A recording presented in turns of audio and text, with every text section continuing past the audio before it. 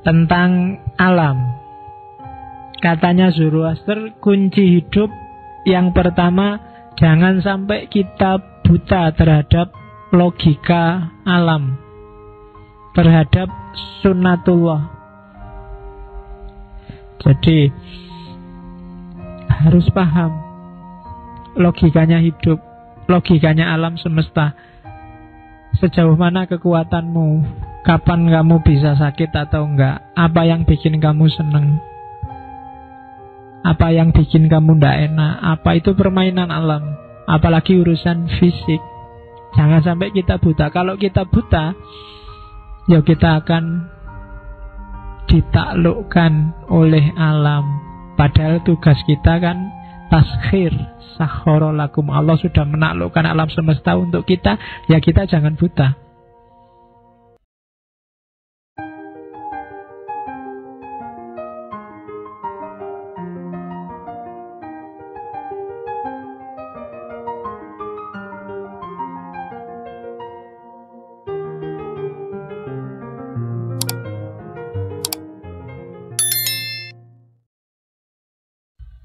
Oke, bismillah. Assalamualaikum warahmatullahi wabarakatuh. Bismillahirrahmanirrahim. Oke, secara umum ajaran-ajarannya Zoroaster yang pertama adalah kebebasan manusia untuk memilih. Bebas mikir, bebas milih. Jangan salah, ini maju sekian ribu abad. Hari ini masih banyak orang yang tidak percaya dengan kebebasan manusia. Tapi jauh sebelumnya Zoroaster sudah bilang bahwa hidup ini ada baik, ada buruk, ada gelap, ada terang, dan manusia silahkan milih. Ada kebebasan. Oke, jadi setiap orang bebas untuk milih. Silahkan. Kalau kamu baik, itu pilihanmu sendiri. Kalau kamu jelek, pilihanmu sendiri. Jangan mengkambing hitamkan Tuhan. Kan kita sering Tuhan jadi kambing hitam. Apa-apa, ya sudah takdirnya gini Pak, sudah nasnya kayak gini Pak. Nah, itu mengkambing hitamkan Tuhan. Bahkan katanya orang Zoroaster, enggak, kita itu bebas kok. Kenapa kok nilaimu jelek? Ya karena kamu males. Kan simple. Kamu kan gak bisa. Lu males saya itu kan sudah takdirnya Allah Pak. Nggak iso ngono. Kalau ada Umar bin Khattab, kamu bisa dipukuli itu. Ya kan? Karena ada maling yang kecekel terus dia, loh kok saya ditangkap ini gimana? Saya maling ini kan sudah takdirnya Allah. Nah, terus Umar bin Khattab bilang, ya saya mukuli kamu juga takdirnya Allah. Jadi kamu bonyok semua juga takdirnya Allah. Oke, jadi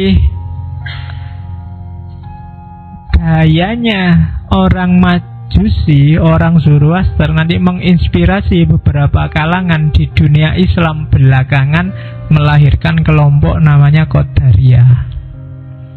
Makanya ada hadis yang bagi beberapa kalangan hadis do'if. Ya, meskipun itu do'if kan berarti dibikin oleh ulama tertentu pada zamannya yang bilang Al-Qadariyah itu majusu hadhil ummah. Orang Qadariyah itu majusinya umat Islam. Maksudnya apa sih? Karena orang Qadariyah memfatwakan kebebasan manusia. Dan ajarannya Zoroaster itu manusia itu bebas. Mirip, sehingga ada ulama yang bilang dan menisbatkan fatwanya itu ke Nabi. Padahal Qadariyah itu munculnya jauh setelah Nabi meninggal. Jadi secara matan kalau Nabi bilang Al-Qadariyah itu majusuatil ummah, itu dipertanyakan. Tapi itu menunjukkan bahwa memang ada kemiripan antara Qadariyah sama Majusi. Terus implikasinya apa? Berarti baik buruknya manusia, sukses tidaknya manusia, itu kuncinya ada di manusia itu sendiri. Dan besok akan ada hari pembalasan. Kalau manusia milih yang baik, ya besok sukses menyeberang Sirotol Mustaqim, versinya orang Zoroaster. Kalau tidak sukses, ya kamu akan jatuh ke neraka, versinya mereka. Itu pesan yang kedua. Pesannya Zoroaster yang ketiga, ini pesan umum ya, kita belum masuk ke detail. Jadi dunia ini hakikatnya baik, maka jangan lari dari dunia, jangan menghindar dari dunia, jangan anti dunia. Dunia ini diciptakan oleh Allah. Kalau kamu benci dunia, berarti benci yang menciptakan dunia. Ya kan? Ini kadang-kadang kan kita agak kebablasan. Yuk, jangan tergoda oleh dunia, tapi jangan benci oleh dunia. Tidak tergoda itu bukan berarti terus benci. Ini yang kadang-kadang kita salah paham. Katanya orang Zoroaster, benci dengan ciptaan berarti benci dengan penciptanya. Saya benci Pak hidup dunia ini rusak semua. Loh, dunia yang ciptain siapa? Allah lah. Berarti kamu benci juga sama Allah. Tidak boleh hidup dengan menyangkal dunia. Kita harus hidup di dunia, menerima dunia sesuai keadaannya. Itulah perwujudan rasa ridho dan syukur kita pada Tuhan, versinya orang Zoroaster. Saya sebut versinya orang Zoroaster. Kalau kamu merasa cocok, ya ambillah. Kalau enggak, ya enggak apa-apa. Karena kadang-kadang kalau di tradisi studi agama ini namanya passing out. Kita keluar sebentar dari kotak kita, kita menjelajahi kotak yang lain, nanti kembali ke kotak kita lagi dengan wawasan yang lebih baru dan segar. Itu namanya passing out. Tidak apa-apa, jangan takut. Wah, nanti belajar Zoroaster saya jadinya murtad Pak, menganggap semua agama benar. Tidak akan nyampe ke sana, percayalah. Wong kamu belajar ateis Nietzsche kan nggak jadi ateis toh. Kalau urusan malas sholat ya aslinya memang ngono. Tidak ada hubungannya sama Nietzsche. Jadi hiduplah di dunia, terimalah dunia ini apa adanya, baik dan buruknya, ikhlaslah. Jangan menggugat yang bikin dunia, katanya orang Zoroaster. Terus karena tadi manusia punya kuasa, punya kebebasan, ya kalau dunianya rusak, ya harus diperbaiki. Cuma perbaikan itu tidak bisa sendiri-sendiri, harus bareng-bareng. Nggak mungkin 1-2 pencerahan itu. Kalau 1-2 efeknya ya hanya dimiliki oleh 1-2 orang, harus bareng-bareng. Sejago apapun kiai, ulama, umarok, kalau umatnya, rakyatnya tidak ikut tercerahkan, tidak ikut jago juga, tidak akan terjadi perubahan. Kamu ganti presiden setahun 3 kali, tidak akan mengubah Indonesia kalau kamunya sendiri tidak ikut bareng-bareng mengubah Indonesia. Itu ajaran-ajaran pokoknya Zoroaster. Jadi ajaran sosialnya orang harus berubah bareng-bareng ke arah yang lebih baik. Ajarannya tentang realitas, realitas itu harus diterima, jangan ditolak, jangan melarikan diri dari dunia. Ajaran utamanya tentang manusia, manusia itu bebas milih. Jadi pesan-pesan utamanya itu Zoroastrianisme, di luar liturginya, di luar ritual-ritualnya. Oke, Tuhannya Ahurmas. Ahurmas itu bukan nama, sifat sebenarnya. Ahura Mazda ya Tuhan. Itu sama kayak kamu nyebut Allah atau Jehovah, bahasa Ibrani.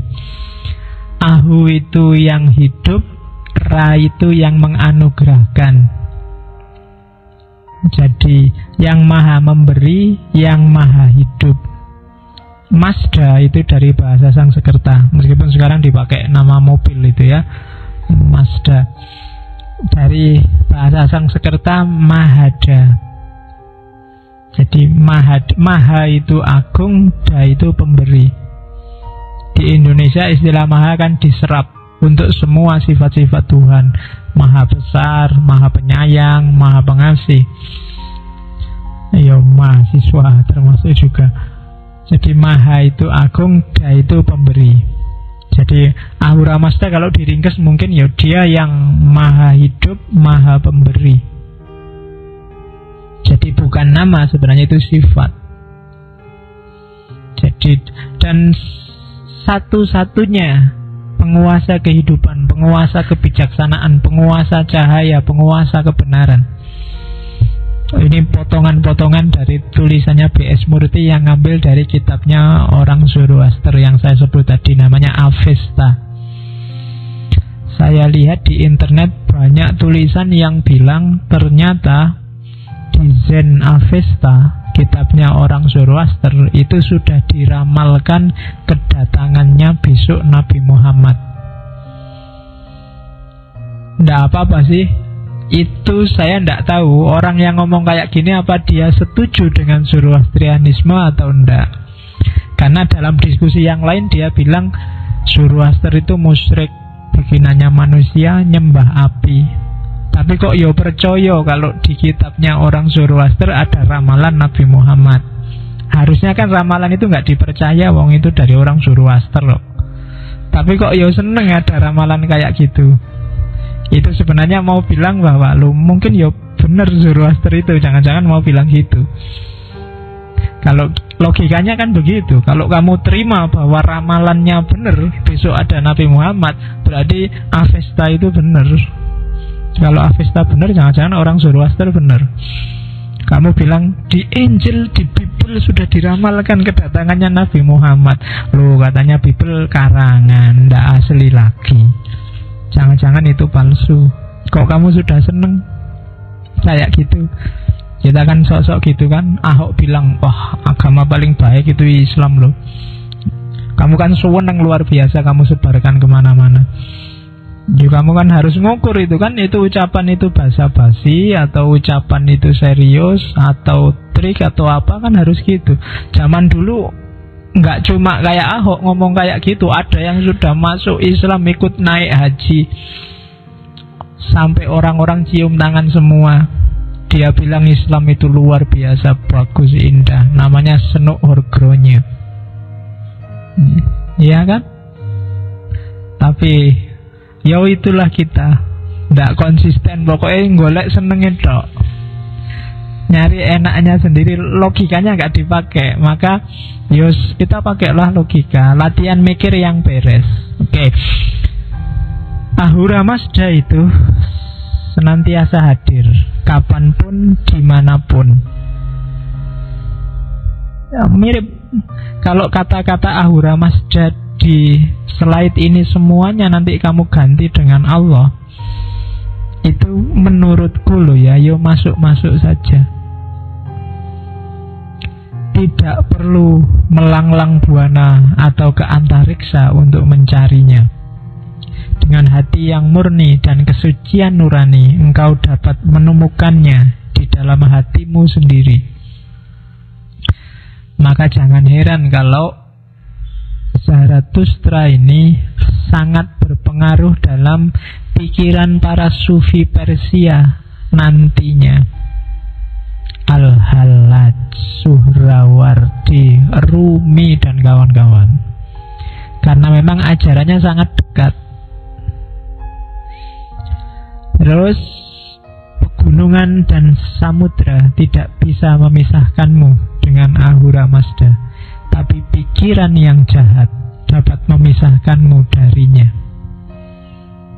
Pikiran yang jahat itu kebencian, niat ngerusak orang lain, ingin mencelakakan orang lain. Segala pikiran yang jelek dan jahat itu akan memisahkan kita darinya. Hati-hati dengan sekedar pikiran yang jahat. Kalau dalam dirimu kamu merasa, kan Allah bilang wa nafakhu fihi min ruhi, Ruhnya Allah itu kan tidak mungkin jelek, pasti bagus, suci, baik. Yang bagus, suci, baik tidak akan bisa dicampur dengan yang jelek, yang jahat, yang kotor. Kalau kamu memasukkan yang jelek, yang jahat, yang kotor, maka yang bagus, yang jernih akan terpinggirkan. Air itu jernih, tapi begitu kamu masukkan kotoran, ya dia akan jadi kotor. Jadi hati-hati dengan pikiran yang jahat. Baru pikiran loh ya, belum perbuatan. Apalagi perbuatan. Makanya mikir nggak boleh jelek, mikir nggak boleh ngeres. Kalau gambar ngeres yang masuk ke sini, emangnya Allah mau tinggal di situ kamu jajar sama gambarnya itu? Ya kan? Kalau gambar yang nggak beres yang kamu masukkan ke sini kan nggak mau jajar sama yang itu, mesti pergi. Jadi masukkan yang baik-baik, biar kamu tidak berjarak dengannya. Nah, itu inspirasi dari Zoroaster. Terus teorinya orang Zoroaster sewaktu adharma. Adharma itu, dharma itu kan kalau di Hindu kebajikan setiap orang. Adharma berarti kekacauan. Jadi ketika terjadi kekacauan spiritual, dunia ini kacau dan rusak, maka jangan takut. Kayak saya bilang di awal tadi, akan ada jenius yang diutus oleh Tuhan untuk menyelamatkan manusia. Mujaddid, nabi, utusan, rasul. Allah kan selalu begitu. Seandainya kita yakin nabi sudah, kenabian sudah berakhir, tapi kewalian dan mujaddid kan tidak, pembaharu kan tidak. Setiap sekian puluh tahun sekali akan datang pembaharu. Oke, itu teori selanjutnya. Teori selanjutnya tentang ketuhanan Zoroaster, Ahura Mazda menampik pengorbanan dan persembahan yang mahal. Yang diterima apa? Pengorbanan yang ikhlas dari hati nurani. Apapun yang kamu persembahkan pada Tuhan. Kalau di Islam, kamu sholat itu kan persembahan. Kamu persembahkan tenagamu, kamu persembahkan pikiranmu, kamu persembahkan hidupmu. Inna sholati wa nusuki wa mahyaya wa mamati. Itu kan persembahan lillahi rabbil alamin. Persembahan itu tidak ada gunanya kalau tidak ikhlas, tidak dari hati nurani. Sholatmu itu tidak ada value-nya kalau rasanya masih kewajiban. Kewajiban itu kan tidak ikhlas berarti. Kayak kamu minggu depan wajib pakai seragam ya, itu kan kamu iyo kepeksa gawe, kalau nggak gawe gimana? Itu berarti tidak ikhlas. Ketika tidak ikhlas, value-nya nggak kelihatan. Pak, kenapa ada orang sholat tapi masih kurang ajar? Korupsinya yo jalan terus, umroh juga rajin. Kenapa bisa begitu? Ya karena ibadahnya nggak punya value. Kenapa nggak punya value? Formalitas, nggak ikhlas, kewajiban. Ya kan? Kamu kan merasa sholat itu beban luar biasa kan? Wah, udah sholat isya belum ya?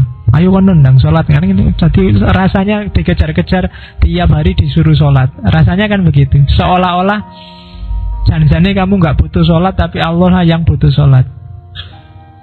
Padahal apa sih manfaatnya sholatmu bagi Allah? Kan nggak ada.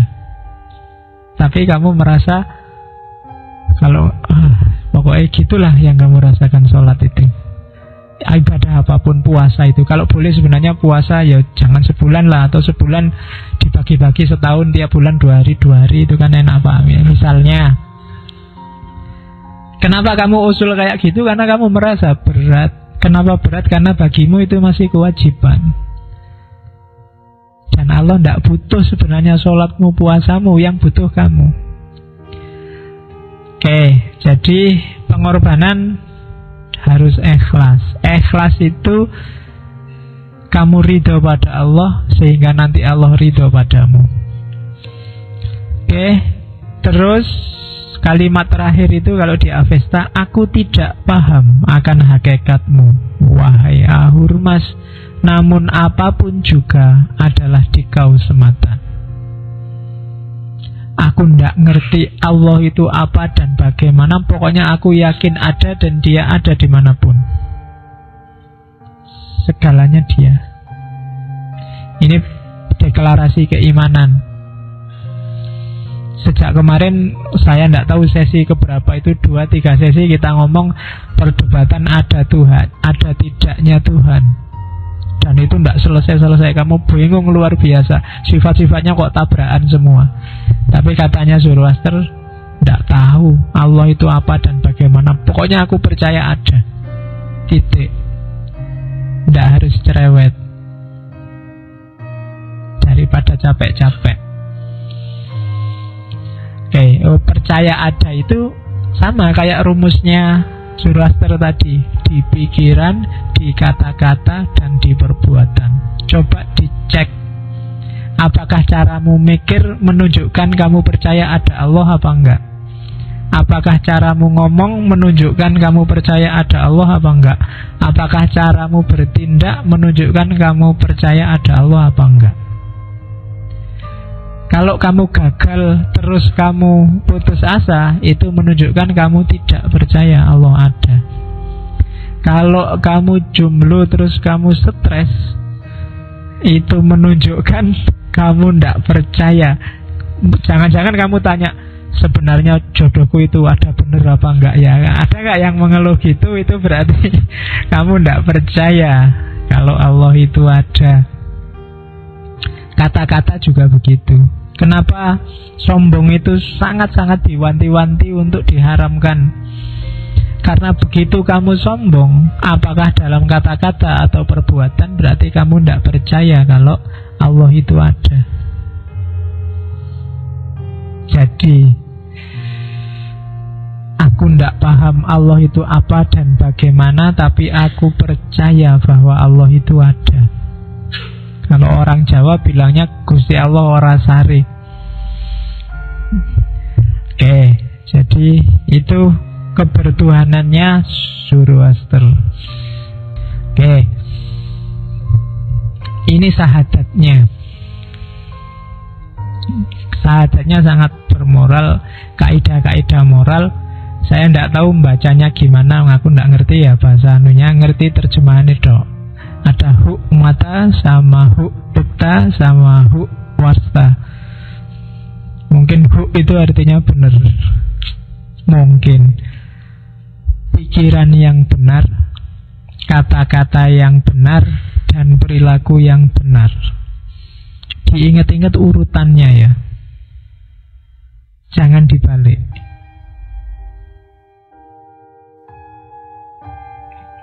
Hidupmu akan bagus, baik, sukses, beres. Pertama-tama pikiranmu harus beres dulu. Mikirmu harus benar dulu. Kalau mikirnya ndak jelas ya, omonganmu ndak jelas, perilakumu ndak jelas. Karena kata-kata dan perilaku itu buahnya pikiran. Jaga sebaik-baiknya. Jangan sampai pikiranmu itu mubadir, nyeleweng, ndak kepake, eman-eman. Itu separuhnya bekalnya wahyu dari Allah itu kan 50-50. Ada yang tertulis Al-Quran, ada yang kauniyah. Yang kauniyah itu bacanya harus pakai akal. Nabi ketika disuruh Iqra itu Al-Quran belum jadi, belum ada. Iqra pasti pakai akal, baca realitas. Jadi pikiran yang benar, hukum mata. Maka kalau ada yang tanya, apa sih gunanya kamu ngaji filsafat itu? Latihan mikir yang benar. Kelihatannya simpel, tapi kunci nyawanya hidupmu ada di pikiran.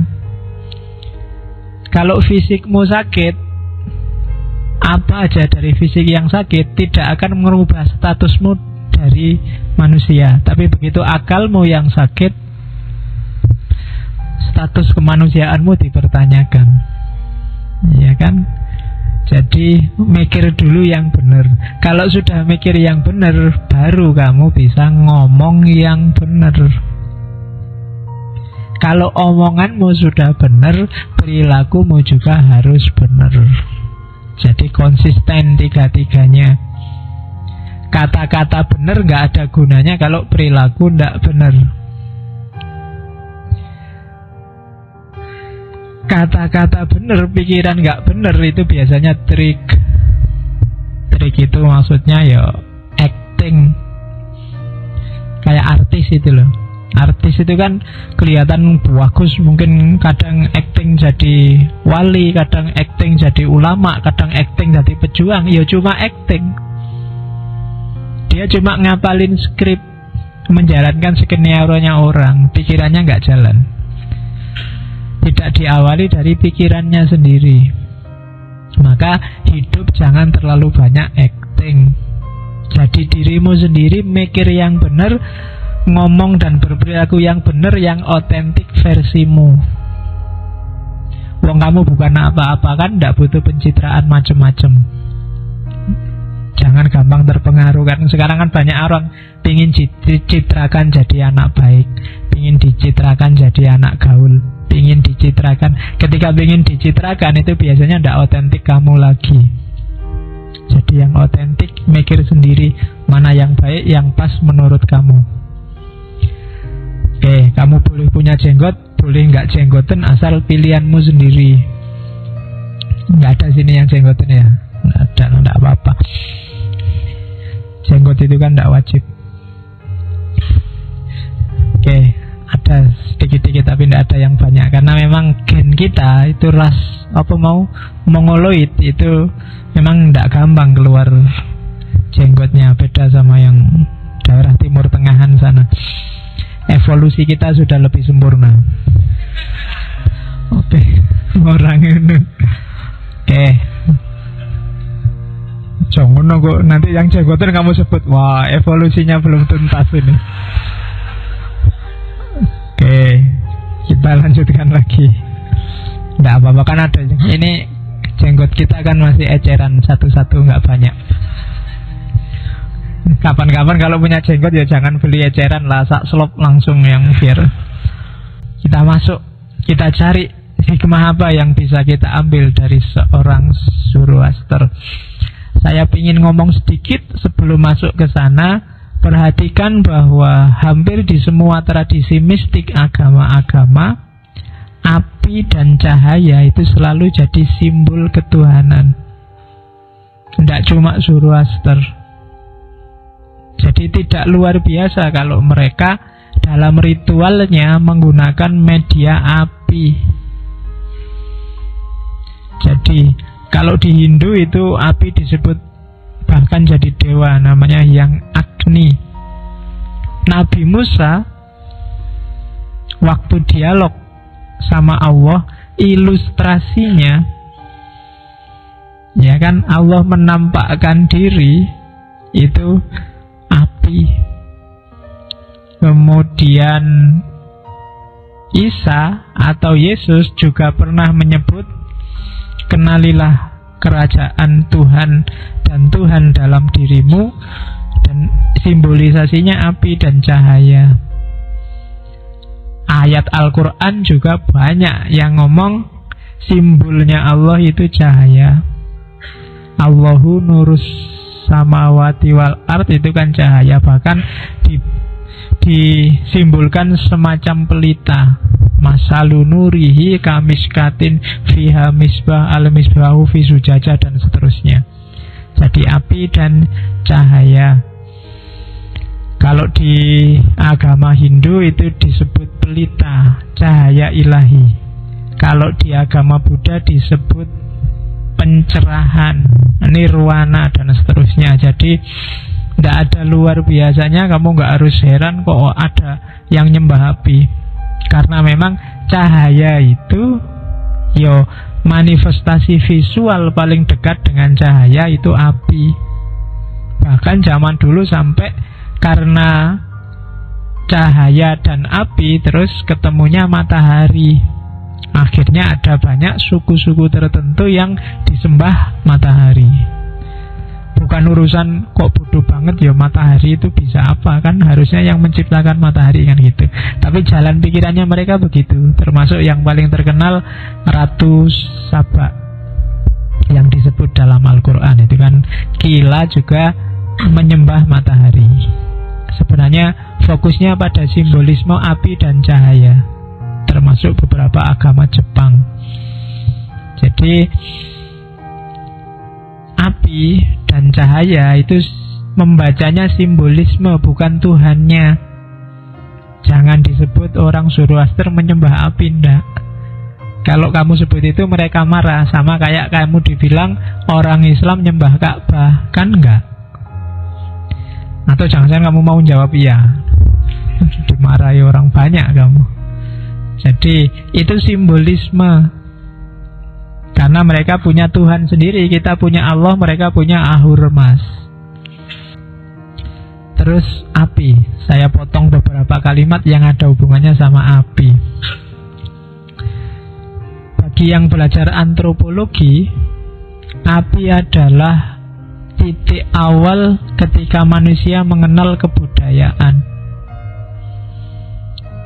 Orang mulai ngerti nyimpen makanan, masak makanan untuk banyak kepentingan, termasuk ngusir hewan, nyari kehangatan, itu ketika api dikenal. Ya nanti kapan-kapan kamu surfing, coba dibaca sejarahnya api, termasuk segala mitologi yang berhubungan dengan api. Kalau di Yunani diyakini api itu yang punya dewa petir, rajanya dewa Zeus. Sebenarnya manusia tidak boleh pakai api karena itu kunci kekuatannya dewa. Tapi kalau di Yunani terus dicuri oleh namanya Prometheus. Prometheus ini nyuri apinya Zeus, dikasihkan ke manusia, sehingga manusia bisa memanfaatkan api. Gara-gara ini nanti Prometheus dihukum oleh Zeus, dia diikat di atas gunung. Terus jantungnya setiap kali dimakan sama burung elang itu, dimakan, jantungnya hilang, paginya muncul jantungnya lagi, dimakan lagi, muncul dimakan lagi. Dan nanti akhirnya dia diselamatkan oleh Hercules, Herakles, manusia setengah dewa. Saya tidak tahu menyelamatkannya dibantu Sina apa enggak. Yang lebih seru kalau duet berdua. Oke. Nah, orang Zoroaster melihat hal yang sama. Pancaran cahaya ilahi, simbolisasinya api. Ketika mereka menatap api, perintahnya apa? Berkontemplasilah. Tataplah api, fokuskan dirimu ke api untuk membersihkan pikiran. Jadi semacam meditasi, menenangkan pikiran. Oke, terus api naik ke atas dan mengangkat jalan pikiran ilahi. Api itu kan gerakannya ke atas, jilatannya ke atas. Dia memusnahkan semua yang dia telan, kemudian mengangkatnya ke atas. Sama kayak persembahan. Persembahan itu kan memusnahkan semua ego dan kamu persembahkan ke atas kepada Tuhan. Jadi simbolismenya semacam itu. Dosamu itu bakarlah, kekotoranmu itu bakarlah. Menghadaplah Tuhan dalam kondisi suci. Jadi simbolisasinya bunyinya semacam itu kalau di Zoroaster. Jadi jadilah seperti api. Api mensucikan apapun yang disentuhnya, namun ia sendiri tidak pernah terkotori. Tidak ada api kotor, tidak ada api tidak jernih. Api itu ya selalu kayak gitu. Yang berani mendekat dijadikan api oleh api. Kertas mendekat dia jadi api. Copet mendekat, dipukuli sama orang terus dibakar, ya dia jadi api. bersih jadi api. Jadi bahkan orang meninggal di banyak tradisi kan juga dibakar jadi api. Dia konsisten. Api tidak kayak air. Air itu kemasukan kotor, dia ikut jadi kotor. Tapi kalau api, dia akan tetap seperti api. Yang datang akan diolah jadi dirinya. Itu api. Maka api dijadikan simbol oleh banyak tradisi. Oke. Jadi mungkin ada yang pernah latihan meditasi. Biasanya fase-fase awal kalian disuruh konsentrasi menatap lilin. Ya kan? Saya tidak tahu mungkin kenapa kok lilin. Ya kamu tanyakan ke mastermu, gurumu, ustadzmu, ngapain kok lilin, mbok menatap TV apa menatap HP apa doai. Ngapain kok ya lilin gitu kan. Coba tanya rahasianya apa. Atau kamu coba ya nanti malam, bawa lilin kecil aja, taruh di bawah, di depanmu paling jarak 30-an senti lah ya. Tapi di depanmu kasih kaca. Jadi kaca, wajahmu, terus lilinnya di tengah, sana kasih kaca. Ya perhatikan lilin. Tapi nanti kalau sudah capek, kamu lihatlah kaca. Jangan kaget kalau wajahmu berubah-ubah. Entah jadi siapa, entah kok nggak kayak aku. Coba aja. Oke, wedi nangan kamu. Coba aja, enggak apa-apa. Cobaan ya. Nanti kalau tapi wajahmu berubah-ubah biasa aja. Itu deviasi mata itu biasa. Itu nanti lama-lama akan kelihatan warna auramu. Auramu warnanya apa? Cuma kalau kamu takut duluan ya nggak jadi. Ya.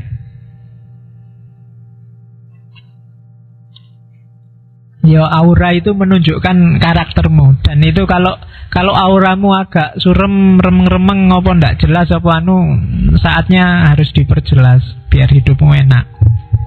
Kalau kamu sedang galau, itu auranya juga berubah. Sebenarnya setiap orang bisa merasakan. Kalau kamu ketemu temenmu nggak ngomong aja, dia sedang sedih kan, kamu bisa merasakan. Oh, nggak kayak biasanya ya. Itu biasanya ada hubungannya sama aura. Kamu kan nggak pernah belajar aura. Yang kamu pelajari aurat. Kamu tiap hari nonton aurat, nggak pernah belajar yang gitu-gitu. Oke. Tentang alam, katanya Zoroaster, kunci hidup yang pertama, jangan sampai kita buta terhadap logika alam, terhadap sunnatullah. Jadi harus paham logikanya hidup, logikanya alam semesta. Sejauh mana kekuatanmu, kapan kamu bisa sakit atau enggak, apa yang bikin kamu seneng, apa yang bikin kamu ndak enak, apa itu permainan alam. Apalagi urusan fisik. Jangan sampai kita buta. Kalau kita buta, ya kita akan ditaklukkan oleh alam. Padahal tugas kita kan taskhir, sakhara lakum. Allah sudah menaklukkan alam semesta untuk kita. Ya kita jangan buta.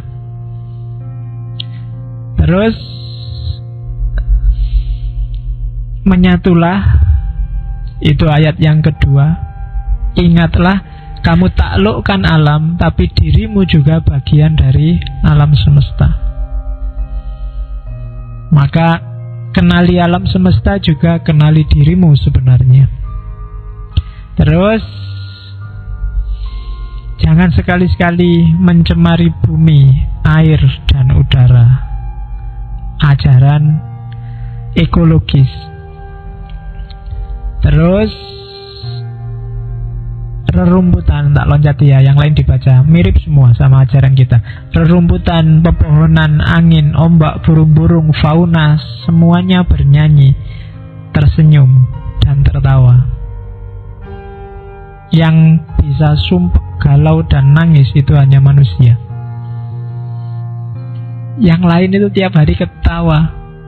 Pohon itu kamu pukuli, kamu tali buat memean, kamu santai aja, dia ketawa, masih goyang-goyang aja. Dia tidak pernah sumpek. pelajaran luar biasa dari alam semesta, dia selalu tersenyum dan tertawa.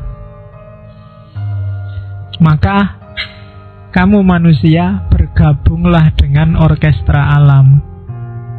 Ikuti iramanya. Makanya tadi belajar tentang alam, ikuti alurnya, ikuti iramanya, maka kamu akan bergabung dengan mereka, nyanyi, tersenyum, dan ketawa bersama.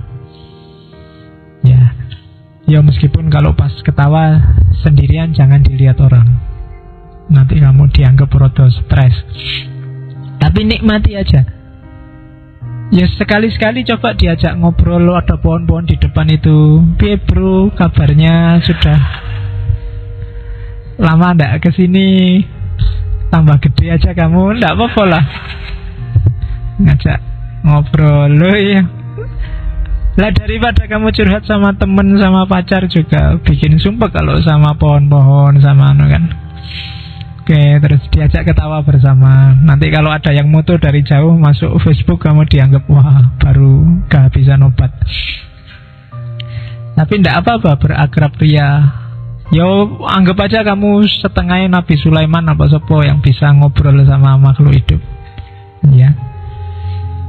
Oke, jadi sama alam harus akrab, menyatulah dan pahamilah ritmenya.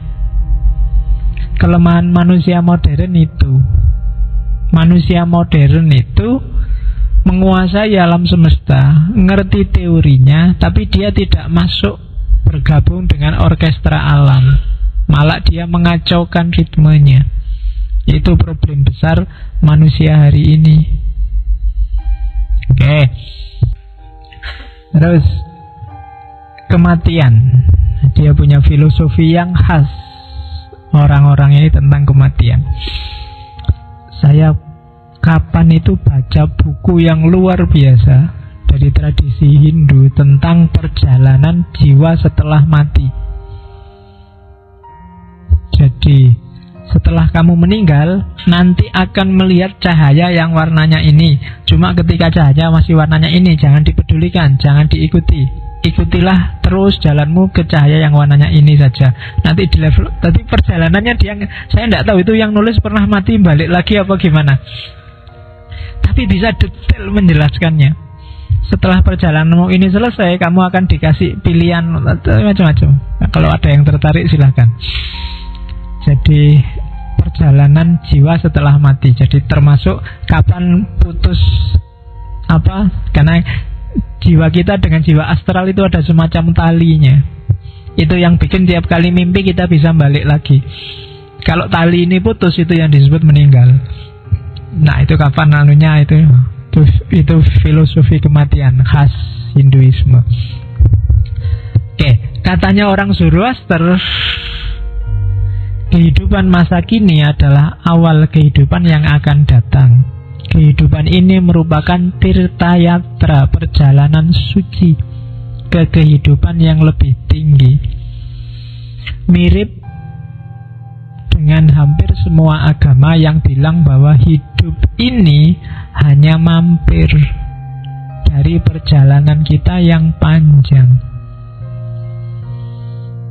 Jadi mati itu semacam posko sementara sebelum kita melanjutkan perjalanan lagi. Yo nanti puncaknya perjalanan kalau di Hindu ya ketemunya nirwana, moksa di Buddha. Kalau di Islam nanti ada surga. Meskipun di banyak naskah surga itu ya bukan terakhir.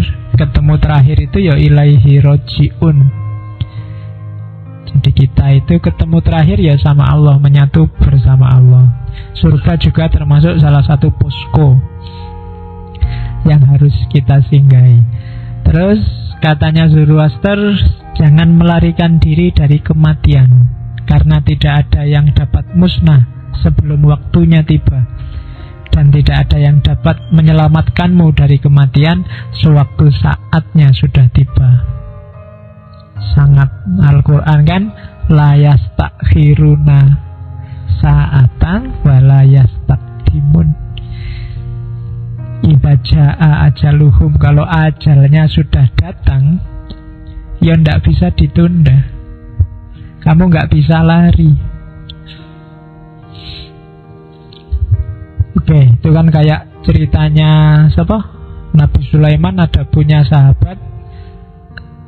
Satu ketika ada malaikat Israel datang ke Nabi Sulaiman, datang, saya tanggal 7 mau nyabut nyawanya sahabatmu ini. Oh, sama Nabi Sulaiman, wah kamu nyawanya mau dicabut ini.